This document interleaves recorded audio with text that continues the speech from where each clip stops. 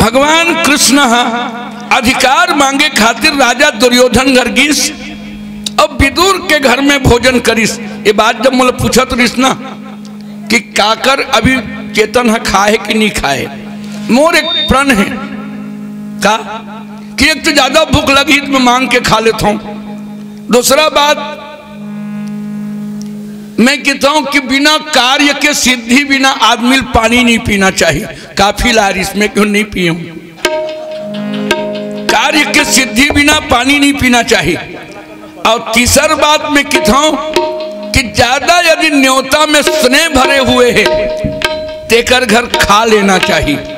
और भगवान दुर्योधन घर काबर नहीं खाई तो ने बात ला देखबो। आओ भगवान के एक सुंदर यात्रा ये भारत में काबर महाभारत हुई तो विचार कर। बोलिए वृंदावन बिहारी लाल की जय। व्यास देव जी के पद कमल बार ही बार मना।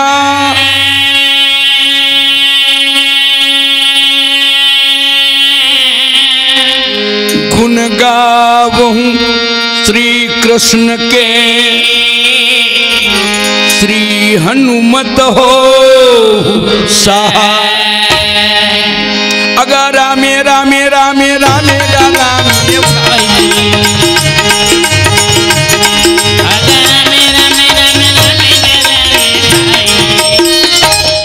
रामे रामे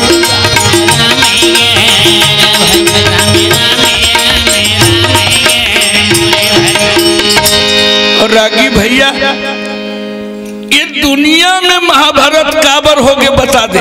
लेन को ध्यान बाबा पहले फसुआ रागी भारत चुपचाप बैठे हैं तो भारत है और इमा क्रांति आगे तो महाभारत है। और हमारे भगवान वेद व्यास की भारत में महाभारत हो ही अमेरिका में महा अमेरिका नहीं हो सके, रूस में महारूस नहीं हो सके, पर भारत में महाभारत काबर हो गए। राजा जन्मेजय महामुनि वैषम पायन कई थे महाराज। और एक ही वंश जन्म दो लीना तो कारण कवन महाभारत की। एक वंश में दोनों के जन्म होने के बाद दोनों के बीच में महाभारत काबर हो गए।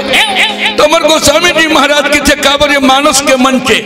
और जलजों का जाना में संगा माही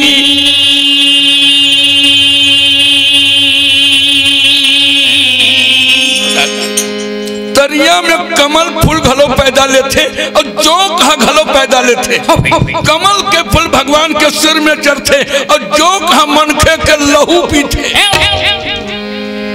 तो जब लहू पीछे तो लग जीना चाहिए कि मरना चाहिए? मरना चाहिए है कि नहीं? तो जोक कौरव मने और कमल के फूल भगवान कमल के फूल पांडव मने जो भगवान के लिए समर्पित है। ऐसे दुर्योधन सत्ता के उन्माद में पांडव मारे खातिर नाना उपाय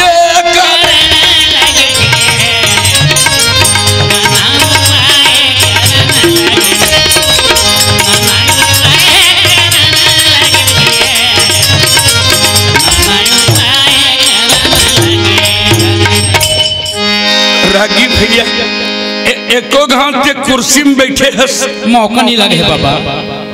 रागी कुर्सी में बैठ जाबे तो छोड़े में कतका दर्द होते तो लग कुर्सी के बैठैया जानी। हाँ भाई राजा दुर्योधन ये कुर्सी बचाए खातिर पर समाज के बीच में माता द्रौपदी के साड़ी खिंचा करके बिना साड़ी के द्रौपदी को करना चाहते हैं। जंघा ठोक के कहलाओ द्रौपदी को अगर मोरे जंघा में बैठाई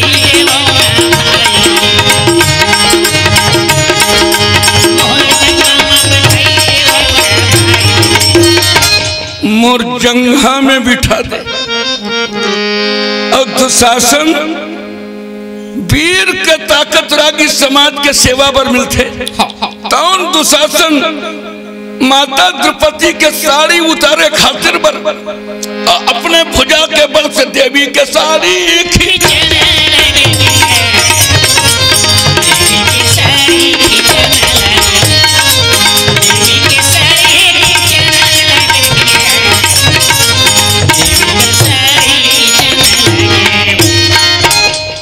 भैया माता द्रौपदी के साड़ी खींच करके बिना बसन के करना चाहत रही, पर परिणाम बड़ा मधुर है रागी। जन दूसर के कपड़ा उतारना चाहते तो आखिरी में कपड़ा उतार के गंधारी माता कर बिना कपड़ा के जात रही। 1.5 गोड़ वाला भगवान, टेढ़ी गोड़ वाला भगवान कन्हैया जाकर दूसर के कपड़ा उतारने वाला दुर्योधन आज कपड़ा उतार के बिना कपड़ा कहाँ भागा ससुरे। दुर्योधन के बोली बंद हो गई। तो 13 साल के वनवास बिताए के बाद एक दिन धर्मराज हाथ जोड़ के भगवान कन्हैया लगा है, भगवान जौन देश में गंगा जमुना के निर्मल पानी बहते वो देश में लहू के नदियां बहाना नहीं चाहता हूं। राजा दुर्योधन ला समझा करके मोर हिस्सा दिला देते महाराज, और राजा नहीं दो कि तब भीम ने कहा द्वार का भेष, तब मेरे गदा का पावर दुर्योधन को बता देना। इस गदा के द्वारा कौरव दल को चूरा चूरना कर दिया कुंती नंदन भीम ने। भीम ला गर्जत देखे तो अर्जुन के कहते हैं ऐसा लड़ाई कर हूँ कहा था तो मैं त्योरा लुए बर जाऊं नहीं जाए काबर त्योरा लुई। अर्जुन ने कहा द्वारकाधीश मेरे गांडीव का प्रभाव दुर्योधन को बता देना। इस गांडीव के प्रभाव से कौरव दल को धराशाही ना कर दिया तो इंद्र का स्वर्ण अर्जुन कहना छोड़ दो। श्याम सुखदाई मोर हलु धर के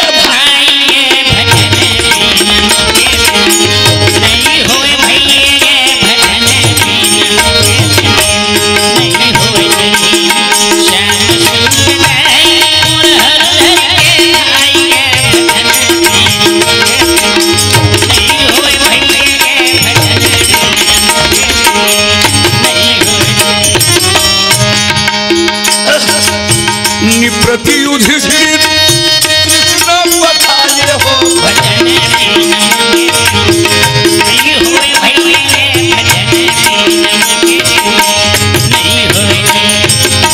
पंचग्राम प्रभु मांगन आए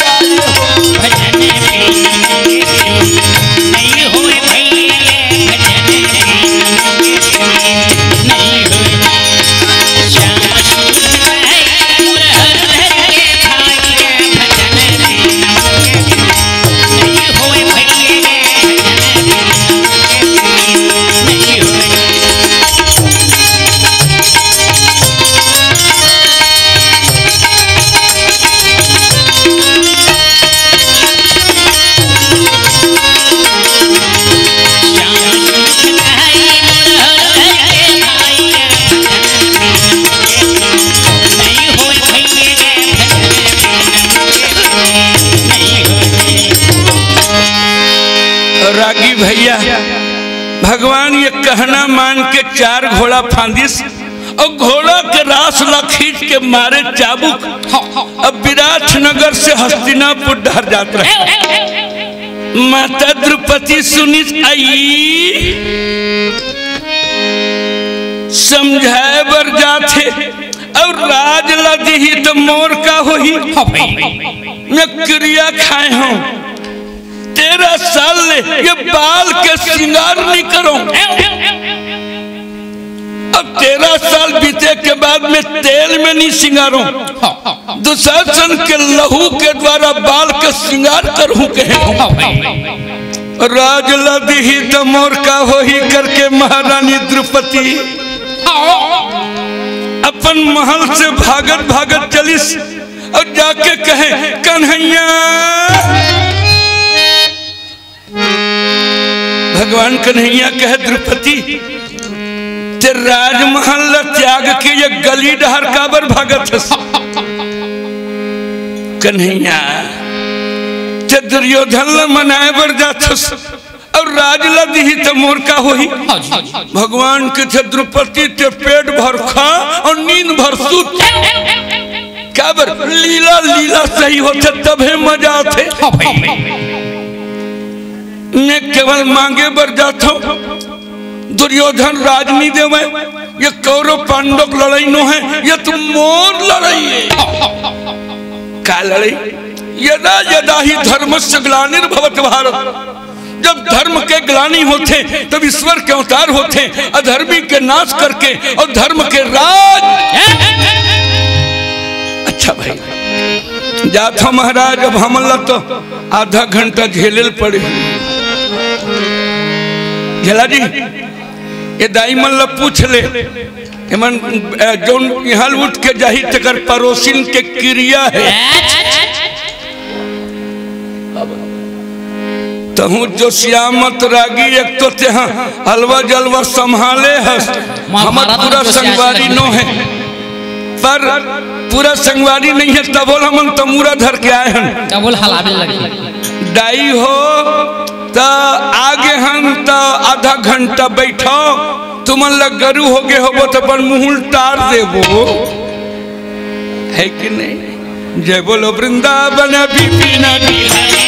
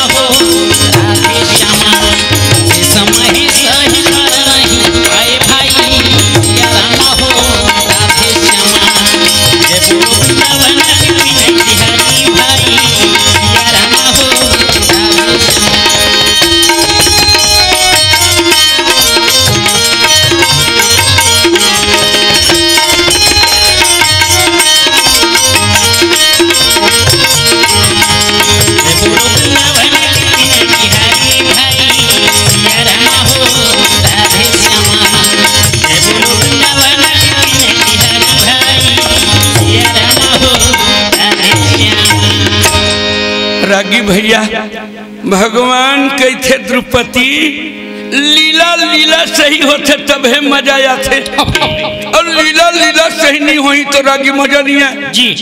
एक गांव राम लीला होवत रहे तो रावण बनैया तबियत खराब रहे मैनेजर ला चिंता हो गए काली रावण कौन बनी। तो वही गांव में रागी एक जन हलवाई रहे माल कम खावे कुहरम मोटाए रहे। कुहरम लुटा रागी कुहरम मोटाए रहे और उसने मेठा रहे और रावण बनैया रागी हमर से टेटकू फुसकुल थोड़े खुली नहीं खुले अकर बर ऐसने पर्सनालिटी ऐसना मेठा वाला आदमी चाहिए। मैनेजर है किथे हलवाई अरे मोर आज रावण बनैया तबियत खराब है तो आते रावण बन जबे का तो वो किथे मोर पारोठ याद नहीं है भैया।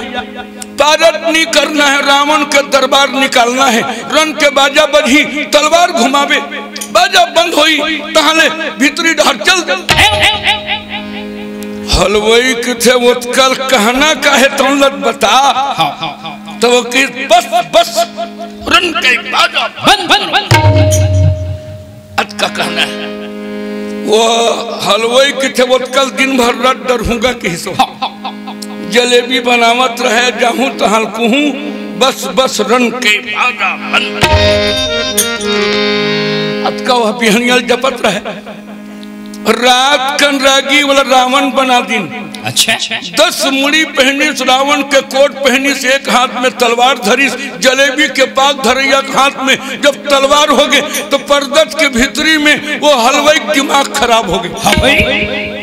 किस के दिन ले संभरे लगी तेकल ले आजे राम ला भोंग दी हो रामलीला खत्म हो जाए भैया। रण के बाजा बजिस और वह मंच में कूद के कहे आवन दे रामला भी भोंगा थो कहे मैनेजर किथे लीलल बिगाड़ दी काय हरे पूरा बिगड़ जी उत्का में मैनेजर किथे हनुमान जी को बुलाओ। हनुमान जी गदा लेके आई सभा करके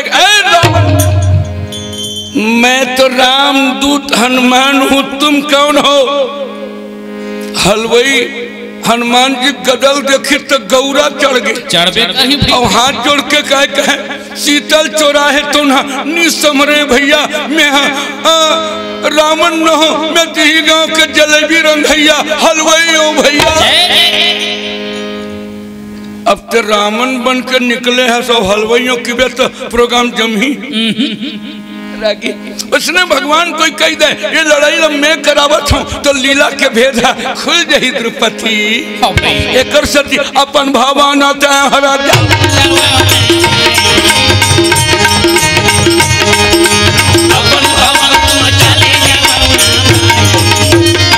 जा तोर प्रणला पूरा कराए के मैं ठेका लेवत हूँ तो माता द्रौपदी आंसू तब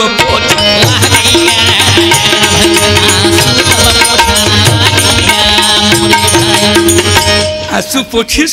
अब माता द्रौपदी भवन चलिस, भगवान घोड़े के रास खींच करके मारते हैं जाओ अरे गड़गड़ाते गवा से पूरी हस्ती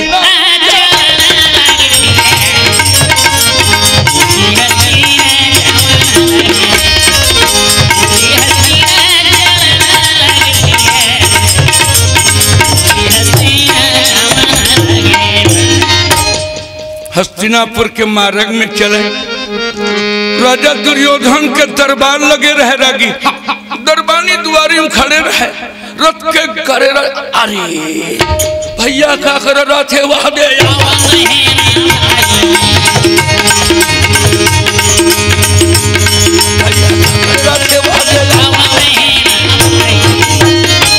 रथ के गरेरा देख के दरबानी एकटक हो गए। भगवान श्याम सुंदर ला देखे रागी लिबरी नहीं मारी काबर रागी एक बार तो भगवान देखे मौका नहीं मिले गुरुजी तोरो जीवन है बेकारे हो गए रागी अत्यक बार जीवन पाए बाद भगवान नहीं देखे और जौन जौन भगवान ला देखे तिकर दशा भुलाए चाहे सुरपनखा देखे चाहे ग्वालिन देखे चाहे मिथिलापुरी के नर नारी देखे एको बार तो भगवान ला देख डरबे ना तो तोरो लिबरी बंद हो जाए। कबीरदास जी की हिस्स जौन आँखी में मैं काजर आंजत हूँ और तौन आँखी में भगवान जब समा गए तो काजर के जगह कहाँ रही। भगवान बाकी बिहारी के दर्शन अब दरबानी ला हो गए भैया भगवान ला देख करके दरबानी के किशन कन्हैया तो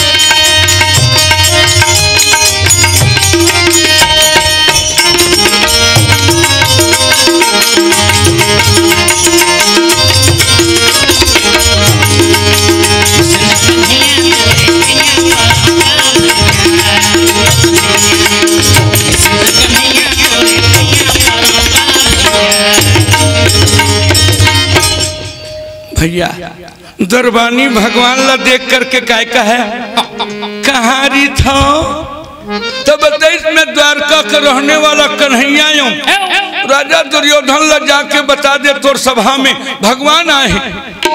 दरबानी भगवान ला देखे तो व्याकुल हो गए काबर रागी कई जन ये गाँव मन बतावत रहे भगवान ला देखैया मन अपन दशा भुला जाते।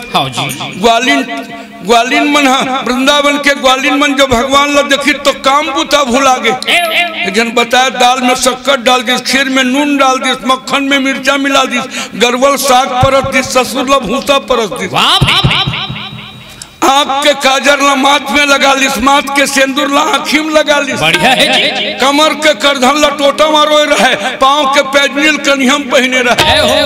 बड़ा सुंदर है, अभी वर्णन करते हैं। नहीं जी, दशा बिगड़ जाते ना। भगवान देखे एको गाँव कमर पलारी में घलो लगातार 50 साल रामायण हुआ थे, एको जन भगवान देखे हुई तो ना ये मंच में नहीं आए हुई, नहीं आए रागी उसने भगवान ला देखे रहे तो ग्वालिन मन के दशा भूले रही, उसने दरबानी भगवान ला देखे रहे। जाके राजा दुर्योधन आपके दरबार में द्वारका ले कन्हैया आया है। भीष्म पितामह की हिस्ट्री आज हस्तिनापुर के भाग खुल गए, आज हमर धरती के भाग खुल गए। आज सगुण ब्रह्म निर्गुण निराकार भगवान सगुण रूप में जन्म लेके ये धरती में प्रकट हुए हैं। तौन भगवान हस्तिनापुर में आए करके अब हम मगन हो गए रागी भगवान के स्वागत करे खातिर। भीष्म पितामह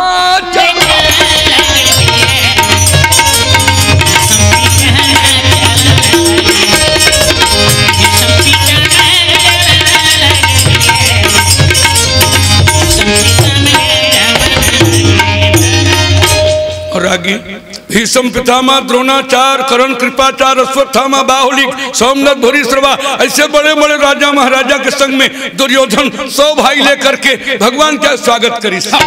आइए पर क्या सोचा, मैं तो पृथ्वी के राजा हूँ, ये तो द्वारका के राजा है, मैं तो सेंटर गवर्नमेंट हूँ, ये तो स्टेट गवर्नमेंट। ऐसे कह के अहंकार भरे दुर्योधन स्वागत करके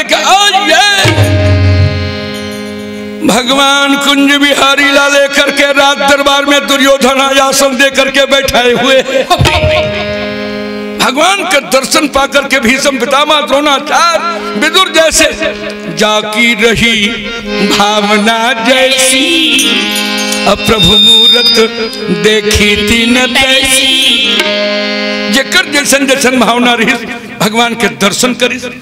पर दुर्योधन घमंड के साथ कहे दुशासन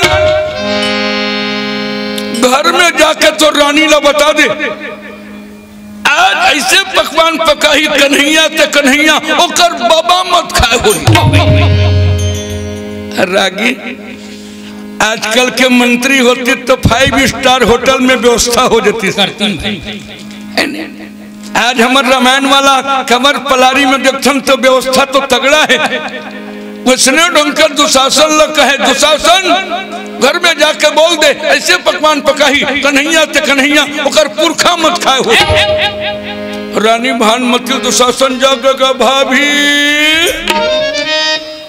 आज हमारे घर द्वारका ले पहुना आए, ऐसे पकवान पकाबे कन्हैया ते कन्हैया ओकर पुरखा मत खाए हुई।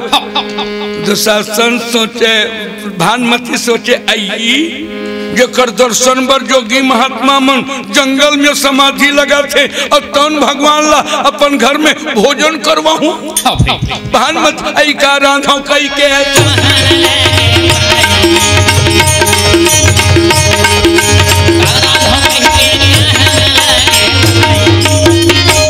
रागी तोर घर में मुख्यमंत्री आहूं की तो तोर घर वाली कैसे लगी? बढ़िया लगी और का लगी? बढ़िया लगी नहीं, आइटम बदल जही, चेंज हो ही भाई।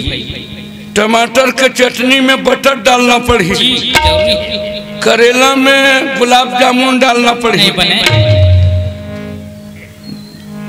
रागी उसने ढंग में कहा तो जकर घर मुख्यमंत्री आहूं की तो तोर घर वाली की हमार घर एक द्वार खाही दान हमार हो वाले हा लाले बत्तीन चलही टिकट मिल जही वाला गुरूर ले सोचा था हमसे पाटन तिहार हो जही। रागी जकर घर भगवान आवत हो कि ओकर पत्नी के मन में का आनंद होई सोही। भानुमती के बारे में बताई 56 व्यंजन ला कौन कहे अलग अलग आइटम हजारों प्रकार के व्यंजन बना बना के रानी भानुमती भगवान ला व्यंजन कराऊं, भोजन कराऊं। अब कैसे ना ला वो भगवान नहीं खाए करके रानी भानुमती विचार करत रहे। हंस हंस के व्यंजन और यह सुंदर बनावत रहे। नर्तन जन्म गवाए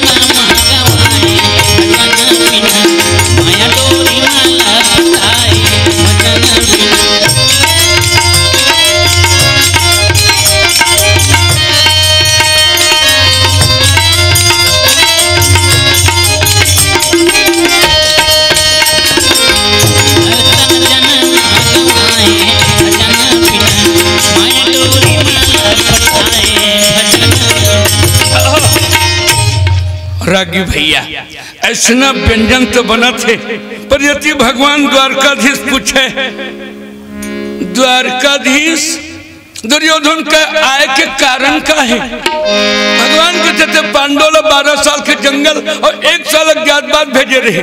पांडव 12 साल के वनवास और 1 साल अज्ञातवास ला बिता रहे। अपन हिस्सा मांगे खातिर मोला शांति दूत बना के भेजे। तो दुर्योधन आधो राज बाटत मलीना पांडवते संधि तुम कीना। आधा राज बांट ले। धर्मराज कहे हैं जौन देश में गंगा जमुना का निर्मल पानी बहे है वो देश में लहू के नदियां बहाना नहीं चाहते। तो दुर्योधन आधा राज दे दे। दुर्योधन कहे द्वारकाधीश 13 साल पूरा नहीं हो रही तब विराट नगर में हम गरवा घेरे बरगेन अर्जुन गांडू लेकर के प्रकट हो गए। तो पांडव के 13 साल अभी बाकी है। एक सती फिर जंगल चले जाना चाहिए। भगवान के गिनती कर ले। हर 3 साल में 1 महीना लौन बार थे तो 12 साल में 4 महीना के लौन बार गए। तो पांडव तो 4 महीना आगर बीता है। रागी भैया देखो गाँव जेल में रहे, उसका मौका नहीं मिले।